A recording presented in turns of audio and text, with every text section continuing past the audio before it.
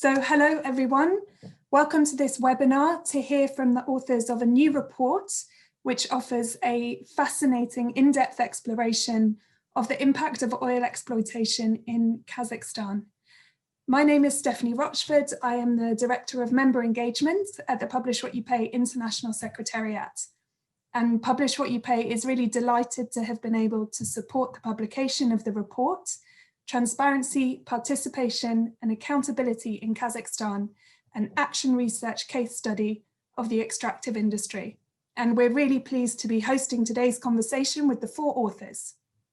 Miles Litvinov, the coordinator of Publish What You Pay UK and representative for coalition members in Europe and North America on the Publish What You Pay Global Council. Miles is joining us from just outside of London. Maria Lobachova, Programme Director at ECHO and a representative for civil society on the International Board of the Extractive Industries Transparency Initiative. Maria is joining us from Almaty. Danila Bektoganov, President of Civil Expertise, who is also joining us from Almaty, and Carolina Van, Advocacy Officer at Oxfam France and Coordinator of Publish What You Pay France, who's joining us from Paris. So over the next hour, we're going to have an opportunity to hear what the authors of this report set out to achieve, how they got there, and what have been the key findings of this research, which is available in 3 languages, English, Russian and French, and we'll be sharing the links to each language version of the report in the chat during the webinar. We'll have time for a discussion following the presentations to explore the implications of the work and any lessons for how it could be used to advance Publish What You Pay's agenda of a people-centered extractive sector and to promote environmental, economic and social justice, including with the increasing urgency to ensure a just transition away from fossil fuels to address the climate crisis. So please use the question and answer function, which is at the menu at the bottom of your screen. If you would like to ask a question, you can ask those questions as the presentations are going, and we'll be able to come back to them during the Q&A session. We will attempt to provide answers to questions that are asked in all languages, English, Russian or French, but just a reminder that the questions will be put to the speakers in English and answered in English.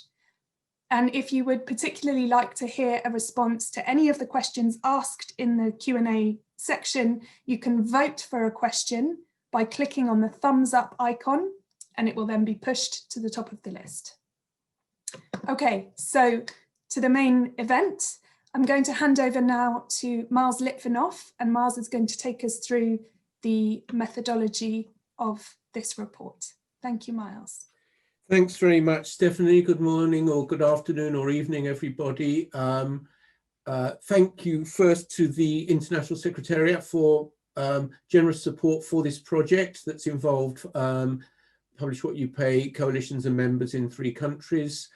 And thanks very much for hosting this webinar. And I'd just like also to thank my colleagues, Maria and Danila in Kazakhstan and Caroline in France for what I think has been a very worthwhile. It's been quite a long collaboration. We've been working together for, must be approaching 2 years now. It's been really interesting, challenging at times, but for me, it's been very, very worthwhile, and it's been a lot of learning. Okay, I'm just going to share my presentation slides.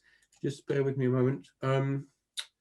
Sorry, I need to go back to share. Okay, so I'm just going to speak briefly about the kind of thinking behind the report and summarize a few of the findings and a bit about the methodology, and then hand over to my colleagues. So, I mean, in a way, the starting point was quite a simple formula, if you like, simplistic, you might say, which is that it's easily said, but perhaps doesn't acknowledge all the complications of the sector that we're working in. So the theory is transparency, which is the kind of long-standing Publish What You Pay approach to opacity and secrecy and mismanagement in the extractive sector. Transparency plus people's participation brings about or helps bring about accountability. And why do we want accountability? We want it because we want better public outcomes. So for this collaboration, we began really from two different standpoints. From the Publish What You Pay UK standpoint is which companies that are reporting or held accountable in the UK particularly and in Europe more generally are operating in Kazakhstan, and what do we need to know about their operations to help make them more accountable.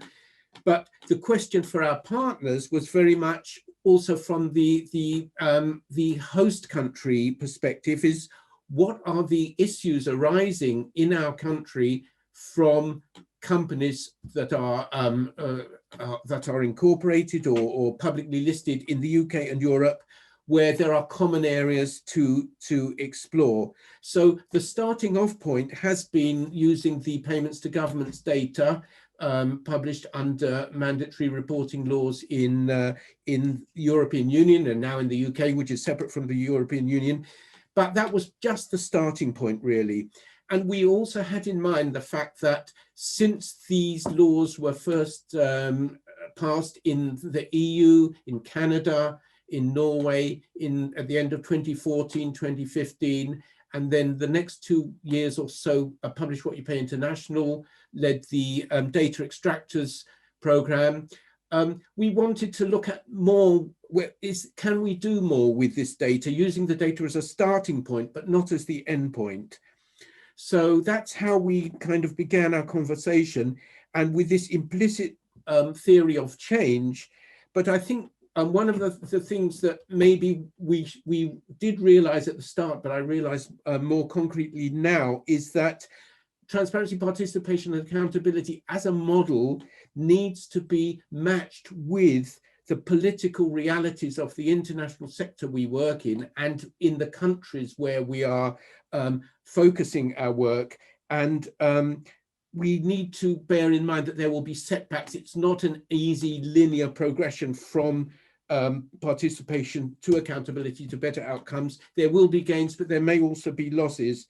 And I know Maria and Dan will be talking a little bit about some of the political ramifications of our work in Kazakhstan. So let me just go to the next slide. Sorry.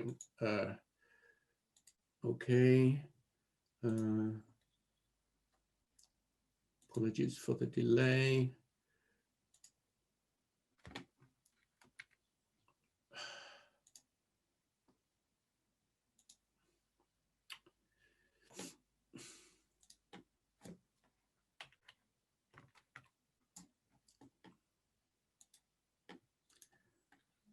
I can't quite see why I'm, okay, right, we'll do it this way. Okay, so the methodology. We asked a lot of questions. Which were the companies and the projects and the government entities we could potentially focus on, and why? What does the data, the mandatory payments to governments data, tell us? Who are the duty bearers? That's the companies and the government entities. What more we need to know? What are the concerns emerging from civil societies focus on these companies and government entities to date? And the right-hand column there goes through some of the processes that we went through together, scoping and selection, desk research. We began to ask questions of the companies and the government entities. ECHO and civil expertise engaged with civil society in country. We also engaged with one internationally focused NGO, Crude Accountability in the United States. We documented what we did. We assessed the outcomes and analyzed and came up with our conclusions and recommendations. We drafted our report, which we then sent to the companies, to government entities and other stakeholders, civil society for comment, revised it, and that's what produced the publication that you hopefully will have seen. So the key findings are summarized in the report, and I won't go into a lot of detail about them, but they show a very partial picture in Kazakhstan, where in some ways there is transparency, but in key ways there is not. And there's a huge amount of opacity around the operating companies. There are the two consortia, NCOC, which operates the Kashagan field, KPO, which is the consortium company, but not the operator of the Karachaganak field, where Shell and any of the operators. Many of these companies and their subsidiaries are incorporated in the Netherlands. We therefore began to look into the tax payments they were making. And there are a lot of questions there which we didn't go into the report because they're so highly complex. And we didn't want to kind of guess at the results. A lot of issues around the local social and infrastructure projects that the companies finance actually as a cost to the project. So that cost is being paid by the country and its citizens to a considerable degree. There are environmental and social impacts that can be pretty serious, including in the Karachaganak project, what was referred to in some media as the mass poisoning of children. Hundreds of children in local villages were hit by toxic pollution and the villages had to be relocated. And there's major concerns about civic space, which I think you're going to hear a little bit more about. Early impacts of the... Miles? Yes, Steph. Thank 1 minute, okay. So there were early impacts, but I won't say too much about that right now. Maybe we can discuss later. But there were also report limitations. We didn't talk about climate change, and one of the email responses to our report highlighted how poorly Kazakhstan performs in terms of carbon dioxide emissions per capita per unit of GDP. And, you know, also highlighted that climate emissions are actually already causing deaths around the world, according to the United Nations. We didn't talk in detail about the third item on the slide, geographic exploitation, neocolonialism. But if companies incorporated in the Netherlands are actually paying too little tax in Kazakhstan for various reasons, where is that money going? Well, we don't know yet, but there is an implication there that not enough is staying in country. And we might have done more to factor these points into our analysis, although, as I'm sure my colleagues will confirm, it was a pretty big job anyway. I'll stop there, Steph. Thanks very much. Great, thank you, Miles. Definitely just a really packed report and not possible to cover everything, but thanks a lot for reflecting on you know, where some of the analysis could further. I think that's a really interesting starting point for thinking about where we move from here. Back to our presenters, I'd like to hand over now to Maria, who will be presenting a bit about the new findings. So Maria, please go ahead and share your screen, and just a request from our interpreters if we could just slow down our speaking just a little so that they can interpret. Thanks very much. Thank you, Stephanie. Hello, everybody. Thanks, everybody, for joining us today. I want to talk about how the study helped us clarify information that in general was not hidden. It's just that we all got used to the situation in the country and did not think that something was wrong in this. But the information hid facts and issues that our study has helped to open up. My part of today's presentation is about our findings on the lack of transparency. The first such find concerned the incorporation of extractive companies in the Netherlands. For example, NCOC, the operator of Kashagan, which is a joint venture Unity 7 investor, is registered in the Netherlands. And now I want to start sharing my screen. So, company representing the Kazakh side in this project and being a subsidiary of the Kazakh national company is also registered in the Netherlands. It is extremely difficult to get this company's data because there is no open register of companies reports in the Netherlands. The last NCOC annual financial reports and accounts we were able to obtain in April 2020 was a 2017 report. So you see on the slide that the Kazakh national company, Kazmunaygas, which office is located in the very center of the Central Asia, in the capital of Kazakhstan, registered a subsidiary company, KMG Kashagan BV in the Netherlands to become the part of consortium COC, which is registered in the Netherlands, to operate the field in Kazakhstan. We expect that government income may be affected by clauses on withholding tax rates on dividends and interest payments in double taxation agreements when companies operating in Kazakhstan are incorporated in another country. Unfortunately, incorporation on Netherlands is a common practice in Kazakhstan. 30% of foreign investments are from the Netherlands, where there are even a concept of a mailbox company, when in reality a company registered in Netherlands has only a postal address there. These are often also called shell companies and often appear to be used with only one purpose, to avoid paying taxes. And our recommendation to the government of Kazakhstan is that government should determine whether Kazakhstan has suffered losses from companies incorporated abroad. Both governments of Kazakhstan and the Netherlands should ensure that the double taxation agreement includes effective provisions against tax avoidance and evasions. And the Netherlands government should ensure full and easy online public access to the reports of companies registered in the Netherlands. The next issue I want to talk about is the practice of companies reporting or not reporting their payments to governments. NCOC, the operator of Kashagan, refuses to submit the ITI payments to government's report on the grounds that it is an operator and not an extractive company.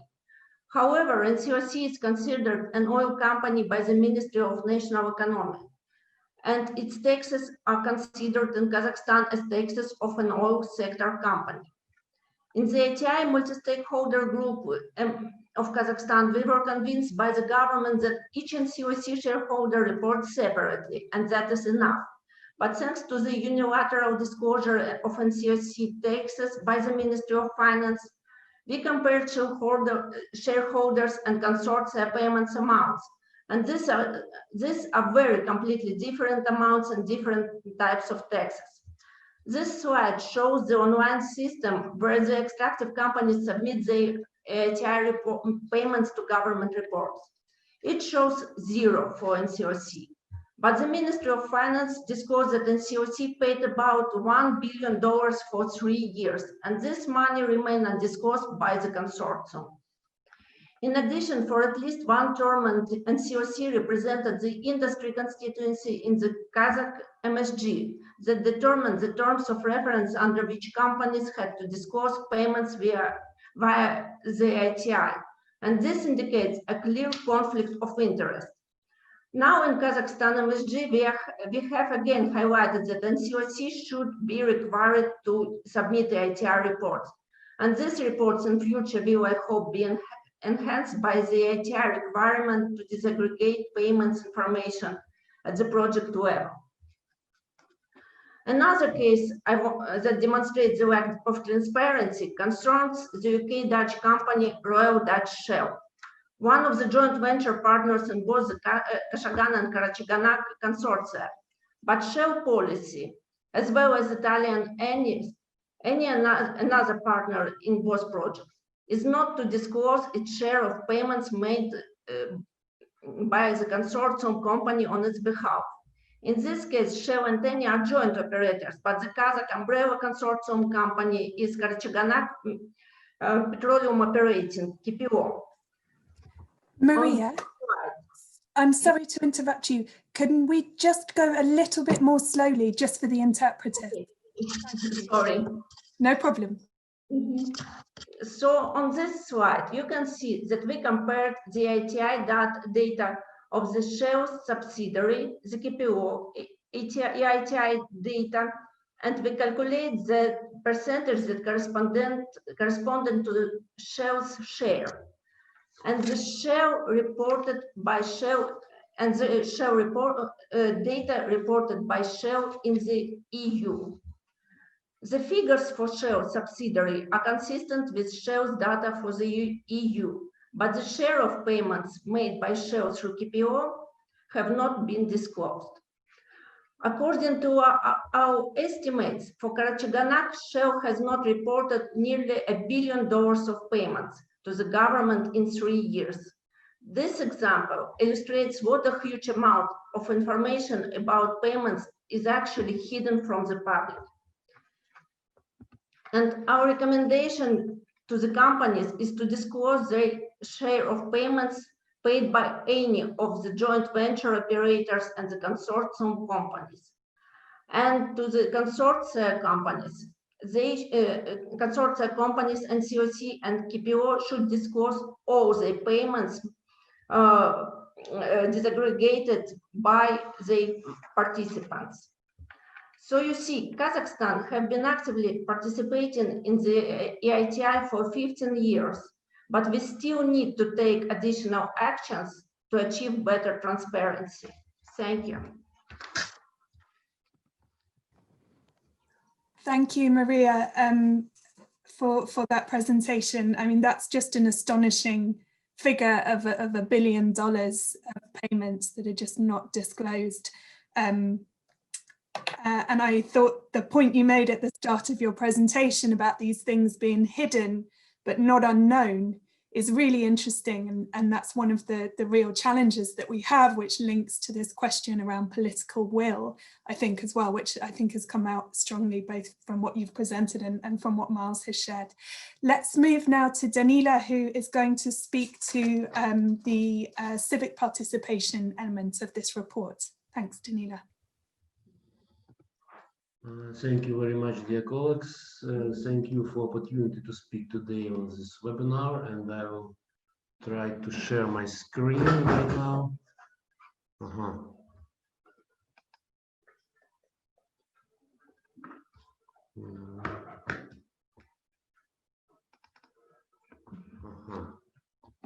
Yes. So I wish to speak about the lack of accountability surrounding Karachaganak and Kashagan projects in the topics of social, infrastructure, and environmental projects in these companies.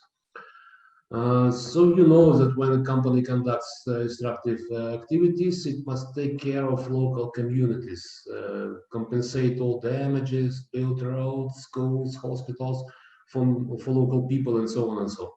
This is a well-known and widely used practice. We are used to thinking that companies in oil and gas and mining region create jobs for local population, create comfortable living conditions, and care about the environment. However, in reality, unfortunately, the situation is not so good. Under Kazakhstan law,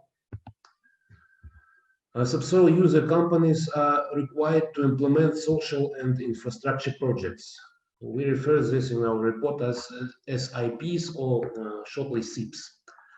Since deposits in Kazakhstan are often located in the remote location and with very poor infrastructure, this requirement seems fair. But what happens in practice? We asked our local activists living near Karachaganak and Kashagan, do companies ask local residents what projects and facilities they need? And do companies ask local communities for their views on how necessary the projects they're implementing are? And is there some kind of civilian or civil oversight over this implementation, for which companies spend tens of millions of dollars a year? Unfortunately, we have not received affirmative answers for these questions. We found that companies invite local CSOs only to discuss sponsorship and charity projects, but companies spend tens of times less money for such projects than on social and infrastructure projects. Sponsorship and charity support some cultural projects, some exhibitions, festivals, and so on, and other small events. As for much more expensive SIPs, the common approach of both companies, KPO and COC, is to work closely with local authorities. Local authorities shows priorities, and companies carry out projects at all stages, from design to commissioning. So you can see in this slide how much money KPO and COC spent for 3 years for these social and infrastructure projects, and how many projects they implemented. So KPO more than 100, and NCOC is about more than 60. But citizens and local communities are provided only with reports of this work which was done. Moreover, the information is becoming less accessible. The websites of local authorities, which should post information on social and infrastructure projects, no longer publish information about stages and costs, limiting to general lists of projects and the planned cost of their implementation, maybe with some photographs, and this is it. And here you can see the COC, the C-Procky trial in Ektal. It's about two weeks ago, and the small rock fall destroyed absolutely this SAP, because the project did not provide protective fences, and only by a lucky chance no one was hurt. And it is interesting that there is no civil society control over SIPs. The activities of companies and local authorities during the selection procedures of contractor companies are not transparent, and it is impossible to identify the affiliation of constructors with local executive bodies and company management. The current situation appears to be quite corrupt, I think, and this is alarming situation. Since SIPs are reimbursable costs, that is operating consortia reimburse their costs before operational profits are calculated and shared with the people of Kazakhstan. Citizens actually find themselves outside the decision-making process on costs that are taken from their country potential income and budget. So in this situation, we wish to recommend that civil society organizations should participate in the development and promotion of new regulation related to the implementation of the SIPs, aimed at greater transparency and accountability of this activity. And we recommend that extractive companies, together with local authorities, must consult with local communities on social and infrastructure projects, including the selection, planning, execution, and report. Another important issue is environmental safety of Kashagan and Karachaganak operation. All civil activists we surveyed note the deterioration of the environmental situation due to oil and gas production. Kazakh legislation requires public hearings and discussions on environmental impact, assessments of projects, but however, we found out that such hearings are held in a way that excludes most of citizens from participating, because they are held during working hours and far from the places where emissions and local pollutions occur. The case of resettlement of villages Berezovka and Bistau, when residents were forced to move from their villages to other places due to the catastrophic deterioration of the environment, is widely known in Kazakhstan. Activists report that there is no state or independent monitoring of environmental impacts in areas where extractive companies operate, and citizens do not trust the company's data. The goal of the company is not to care for environment, but to report that the company has not exceeded the permissible level of pollution, and will not pay attention, not pay some additional fines or penalties. And local authorities are also in no hurry to inform citizens and local communities about the leaks and pollution. Danila, just 1 minute left. Thank you. Okay. Neither local authorities nor companies make any compensation payments to local citizens for environmental damage. And the saddest thing that there is an examples of pressure and persecution of civil activists who defend environmental rights. And the impression is that the government and local authorities are protecting investments but not citizens. In this way, therefore, we recommend that Kazakh CSOs investigate and document the direct and indirect social, environmental, and human rights impacts of Karachaganak, Kashagan, and other extractive projects in Kazakhstan. And we encourage companies to publish comprehensive information on an environmental impact assessment, as well as management plans and up-to-date information on environmental impacts, including both planned and unforeseen ones, on their websites.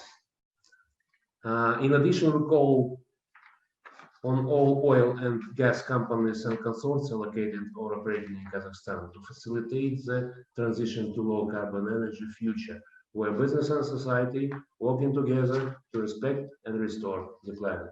Thank you. That's great. Thank you so much, Danila. And I think you've just demonstrated that the extent of the opacity around these social and infrastructure projects, and really kind of made that very clear. Thank you for those examples in particular. So our last presenter is Caroline. So I'll pass over to her and she will talk us through some of the data analysis in this report. Thanks, Caroline. Thank you. Got their slides, sorry, I think. Yes, thank you. If you could share my slides. Okay.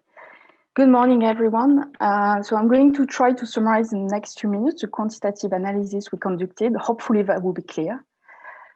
So we have already mentioned the reconciliation and transparency issues that surround disclosures on those two projects.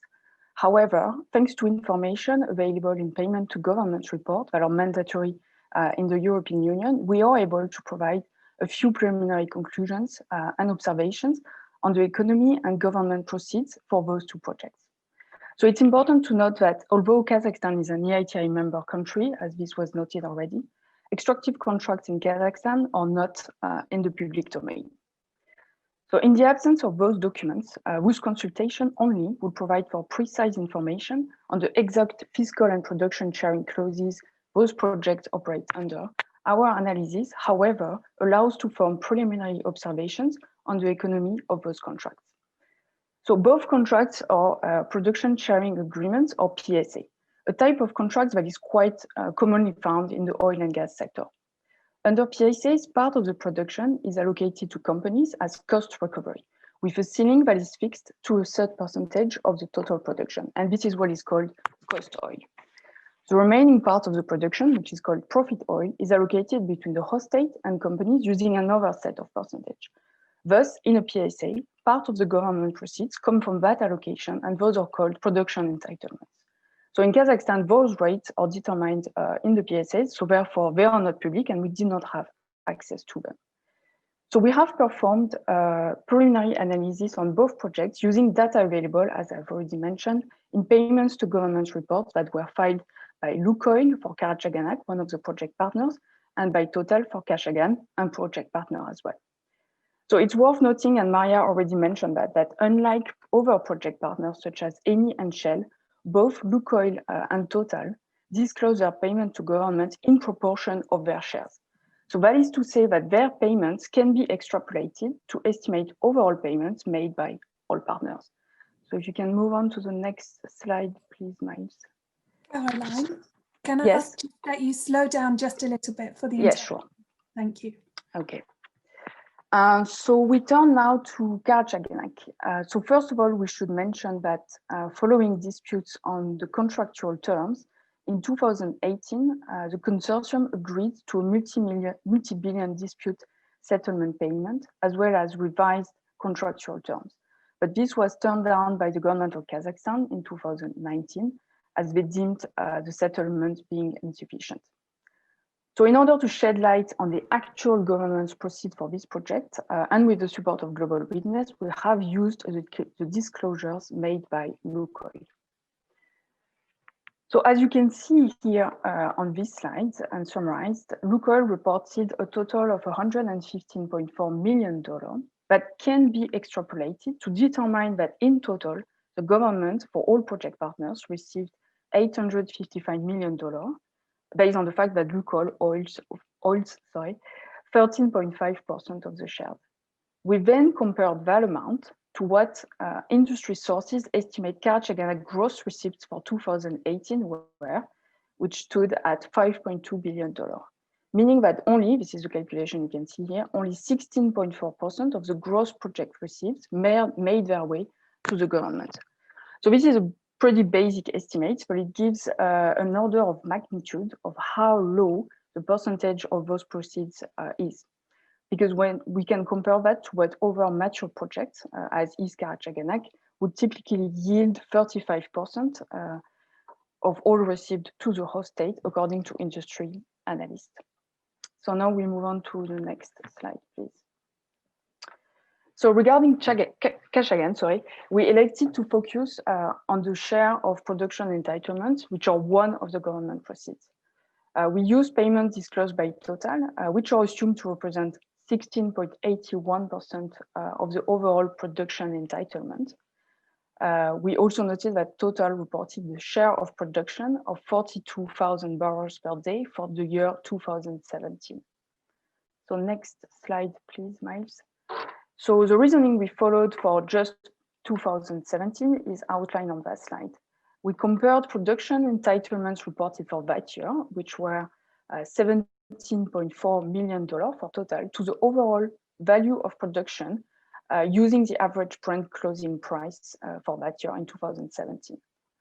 This gave us a final percentage of 2.1% only of the project production being allocated to the state of Kazakhstan. So this finding can be extrapolated to the overall project. We also conducted a similar analysis for 2018, which conclusion is similar. Only 2.9% of the overall production was paid in production entitlements. So although our two analyses differ, as one relates to the overall government proceed and the other one to production entitlement only, they both highlight that government receipts are quite low for both projects, which could be the result of a high degree of technical complexity and associated costs, but also perhaps of unfavorable fiscal and production sharing clauses. So next, final slide, please. So based on those indicative conclusions, we can make a number of recommendations. First, to the state of Kazakhstan, all contracts should be in the public domain. Full financial modeling for both projects should be commissioned in order to give a better estimate of actual and future government proceeds. Cost control and auditing should be strengthened in order to ensure that only admissible costs are allocated under cost recovery. To all companies, they should disclose their payment on a proportionate basis, as Total and Lukoil already do, and they should adopt a public position in favor of contract transparency. And finally, Total being the only company that has actually already adopted such a position in favor of contract transparency, they should pursue the dialogue with the Kazakh government in order to achieve full disclosure of PSAs in Kazakhstan. Thank you. Fantastic. Thank you, Caroline. And I think a really important point there around, how important it is that we're able to access the contracts that govern these types of agreements. And I'm sure many people on this webinar are aware that that is now a requirement of the EITI as of the 1st of January next year for contracts published from 2021, and will form part of a global campaign that PWYP members will be implementing in 2021 to ensure that that comes to fruition. So I'm conscious of the time and want to give an opportunity for a bit of discussion here. So thank you so much to all four of the authors, both for the work that you did on the report and for those presentations. We have a really interesting set of questions in the Q&A from Tatiana Sidova, which I want to come to. But before we do that, I'd like to just ask the authors, Miles, you mentioned how important it is that for transparency, participation and accountability to be meaningful, we need the political will to be there. And although, the EITI is a commitment that the government of Kazakhstan has made, the government of the UK has made it as well, are we seeing that political will? And I wanted to ask any of the authors to share with us any immediate reactions there have been to the publication. And I know that Maria does indeed have something quite disturbing to share with us on that front. So I'll go to Maria first. Thank you. Okay, thank you, Stephanie. Yes, we have some disturbing news. I wish to inform you about what's happening now with my organization, NGO ECHO. After the release of the report, the tax inspectorate handed over a violation protocol to our NGO, and now, under a far-fetched pretext, is trying to fine us a serious amount and suspend our activities. At first glance, the action of the tax authorities have nothing to do with the publication of the report, but it is the way that the state pressures the independent and active NGOs. We will definitely appeal the actions of the tax inspectorate. But I would also like to say that for violation in the submission of EITI reports by companies in Kazakhstan, a fine of about 100 euros is provided. But not a single company has yet been punished. A warning is provided for failure to submit a tax report by commercial companies for the first time. But even if there is a technical error in NGO reports on foreign funding, a fine of 1,000 euro is imposed and the organization's activities are suspended. In my opinion, this is a clear indicator of the shrinking of civic space in Kazakhstan. Thank you. Thank you, Maria. Just to echo, I think that really demonstrates the risks that you, Maria, and Danila and others run when we try to put into practice the accountability that is possible with transparency, with the participation of different actors who are impacted by this sector. Increasingly, civic space is continually coming into conversations, and the lack of civic space to actually ask questions and to get answers. I'm so sorry that this has happened, and I just wanted to ask you and Danila if what would you need to be able to continue to operate and to do your work, and is there support that we can provide? What can we do to try to build that political will and to make that meaningful context where civil society activists can operate without fear of being shut down? So now we have consultation with a lawyer, and as I said, we will appeal this protocol of tax inspectorate, and we have the date appointed when the decision will be made, and it will be 7th of December, and I hope the reasons of our lawyer will help us to avoid these consequences. Okay, so legal support is just critical in this situation. I'll keep you informed. Thank you, Maria. I don't know, Miles or Caroline or Danila, if you would also want to just come in and reflect on what's happened here. Miles, go ahead. Very briefly, Steph, just to say, I think, if this is an example of what happens when civil society asks searching questions of the extractive industries in some countries, as a global movement, we really need to do what we can to support our colleagues, because it's in these countries like Kazakhstan precisely where we do need to open up the sector. So I'm certainly happy in my capacity as Global Council member for Europe and North America to raise this with my council colleagues, and I have done it by email this morning. And, I do think it's really important that we stand by our members and coalitions in countries where civic space is under threat and give them as much support as we possibly can. Thanks. Thanks, Miles. Miles, just to that question as well, what's the response been since the publication of the report from your perspective? Okay, well, I think one of the interesting responses was what we had from Shell and Eni when we sent them a draft copy. They were incredibly defensive about the double taxation arrangement, and they kind of blinded us with technical detail about how it was so important that they had their Kazakh subsidiaries incorporated in the Netherlands and the consortia, and of course there was no not for tax dodging reasons, but for perfectly legitimate corporate reasons. Now, we shared those comments with colleagues in the Netherlands at Oxfam Novib and SOMO, and who I think are more knowledgeable about the implications of double taxation arrangements with the Netherlands, certainly, than I am. And they were not at all convinced by the arguments we had from Shell and Eni. But to be frank, it's a really complex issue, and this is how the companies get away with it, because other people don't really understand the technicalities, don't challenge them. So I think that's an interesting reaction that is worth thinking about. And as we say in the report, the Tax Justice Network has recognized the Netherlands as a tax secrecy jurisdiction, and members of the European Parliament have done so as well. And it's not only Kazakhstan that has these arrangements with the Netherlands, but many countries do. The other thing I'll say briefly is that there has been quite a lot of online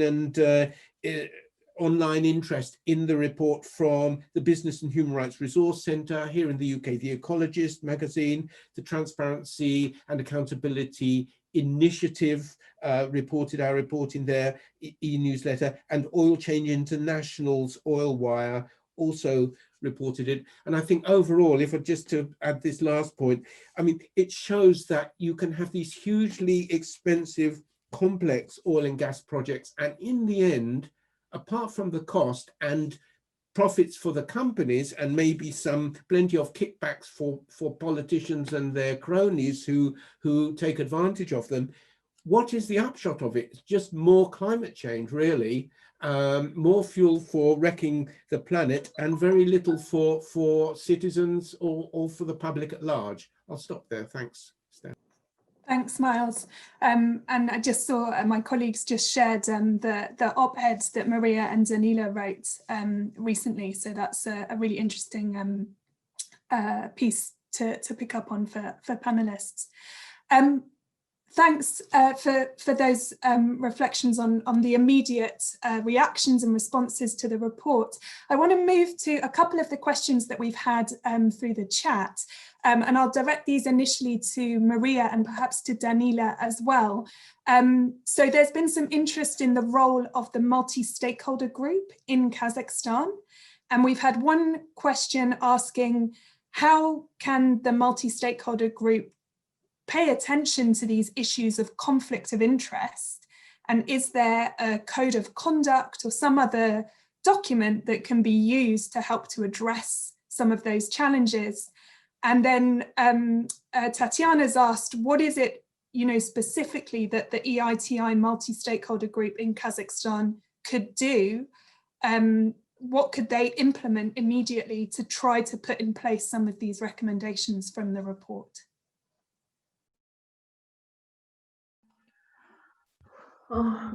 Multi-stakeholder group in Kazakhstan includes, as in any country, representatives of government, of companies, of industry, and of civil society. Also in Kazakhstan, we have the fourth part is in parliament.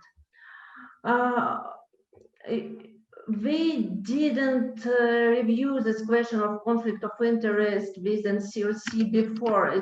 We raised this question only in this report. As I said, we used to live in this situation, and we didn't think that it is wrong. And the views from different angles helped us to understand this. So of course, we will discuss it in the MSG and decide how to avoid the conflict of interest in the future. Also, how can we use the findings of this report to promote through MSG? Now MSG has several working groups that works rather actively to prepare to next validation of Kazakhstan. and to make improvements in transparency. So of course we sent our report to MSG. We already sent our report to MSG, and we shared our report with every civil society representative in MSG and civil society representatives in the working groups. So I hope when we will discuss all these issues, we will propose to MSG to approve the needed changes to make transparency better. Thanks, Maria. One of the things that, oh, sorry, yeah, Danila. I also wanted to add that we sent our report to 174 mass media in Kazakhstan and the Central Asia region. And we already have some responses from them, and some of them want to make a series of publications with interview. That's fantastic. Yeah, please do kind of keep us posted about that. I think when this can get into a wider public domain, that's also where we can start really kind of gaining momentum around some of these issues. One of the things that's come up a couple of times now is the question of tax and how complex that is. And Caroline, I just wanted to ask maybe for your reflections on sort of what difference would it have made to have the contract available to do some of that analysis that you were trying to do? How can contract transparency play a role here in really helping to make some of this analysis more specific and then help us to be more targeted in how we're moving the work forward? Yes, sure. So as I tried to explain, basically like what we did is using the payments to government data to essentially get some understanding of the fiscal clauses value in the contracts.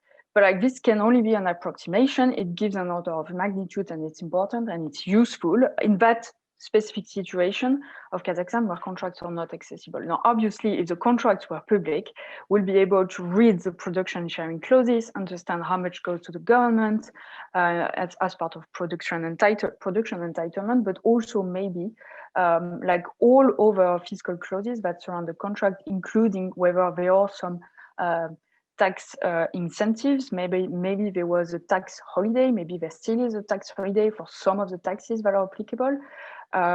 What we included in the report is, so we have a box that summarizes the fiscal regime in Kazakhstan applicable to the extractive industry as we understand it. So basically from public sources, which include the laws and various regulations. And what we can see from there is that there are some things we know, but there are many, many things we don't know. And like I said, the most crucial one being the production sharing clauses, which are really at the heart of those type of projects.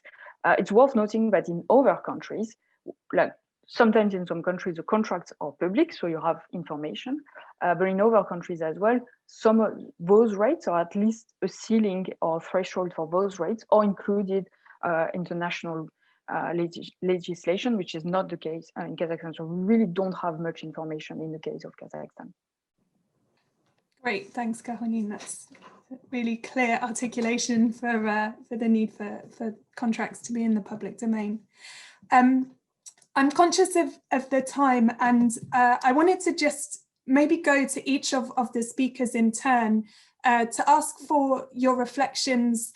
Either Tatiana has asked, what could Publish What You Pay as a global movement do to help achieve practical results in a case like this, where that payment data has been used as a starting point to start to uncover some of these issues? What is it that Publish What You Pay could do to move this work forward?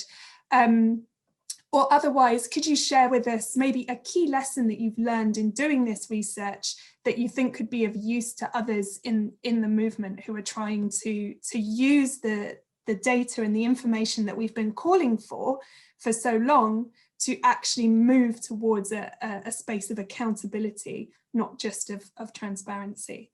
So kind of either take on the situation, what can the global movement do to really move towards accountability, or what's a particular lesson that you've learned and would like to share from doing this research? We'll go in order of speakers again. So Miles, to you. Okay, very briefly, Steph, some colleagues may have heard me say this before, but in terms of bringing about real accountability in the extractive sector, to me, it's a marathon, not a sprint. We're trying to change 50 to 100 years of entrenched culture of opacity and expropriation of the wealth of countries, which is just kind of barely this side of legal in many cases. And it's a huge job.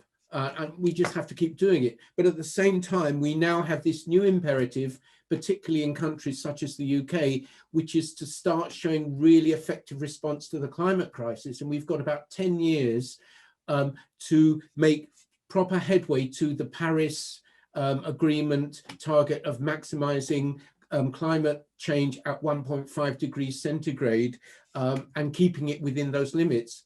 And we all know, I think, that there is plenty of damage going on, particularly in vulnerable ecosystems such as in Africa. So we've got a huge job on our hands. I think that's all I can say. And we just have to keep doing it. Thanks. Thanks, Miles. Maria, what are your thoughts?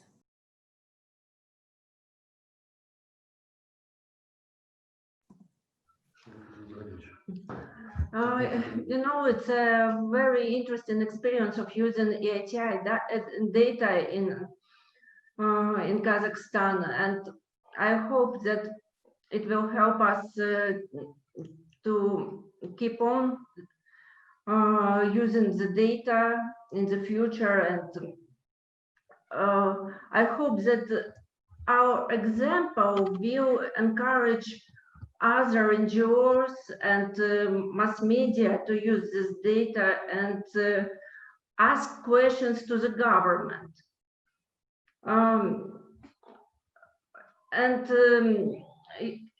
We now thinking about how organize the campaign for making the social investment infrastructure project more accountable. So the opinion of local communities, that the opinion of local communities should be heard by companies and as well as the local authorities.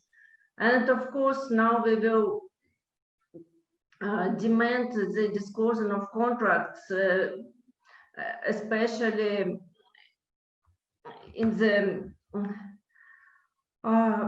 especially if they want to make some amendments and to make these contracts longer. And I hope ATI requirement will help us with it. But also we talked during this study, we talked to some representatives of companies, and they're talking that they are already trying to encourage our government to disclose the contracts. So I think we should take this discussion on the public level and ask directly who want this contract to be open: government, companies, civil society. So I think this discussion will help us to make proper steps to disclosure of contracts. Great, thank you. One thing I wish to add about what Publish What You Pay could do for example, for rising this work. I think that our civil society needs a capacity building events. We need some more trainings. We need more information how to work with databases, how to search the information, how to use this information. And in this topic, this project was very interesting and very important for us because it's one of the, maybe the first, not the first, but one of the first projects in Kazakhstan when we're trying to use the open data.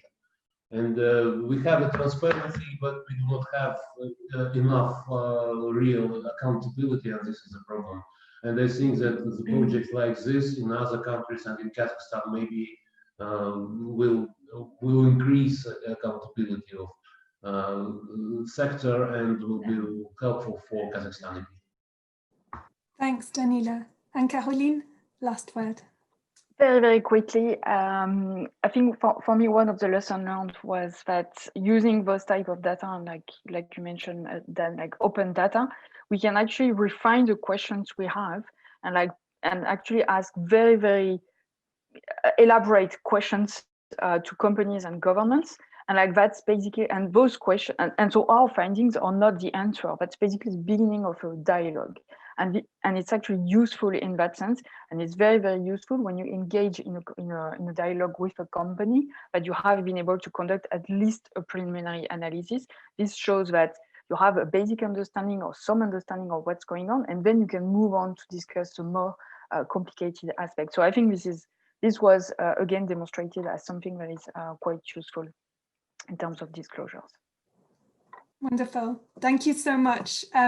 So I think a lot there to take away from this conversation. And as Caroline just said, this is really the start rather than the end of the work. There are issues here that span a really broad spectrum relating to tax justice, relating to climate justice, to social justice, as we said at the top of the webinar. So I want to thank all of you again for your time today to take us through the reports. And also, again, just to recognise, that this type of work does present risks. They're very real. Apparently, they're very immediate. So just want to say that, we're with you, Maria and Danila, and all of our colleagues in Kazakhstan, and really look forward to continuing to work with you and to taking these conversations forward. Thank you as well to our interpreters and to everyone who made the time to join the webinar today. There will be a recording available, and that will be going out in the next couple of days. Please continue to keep in touch and stay well and stay safe. Thanks, everybody.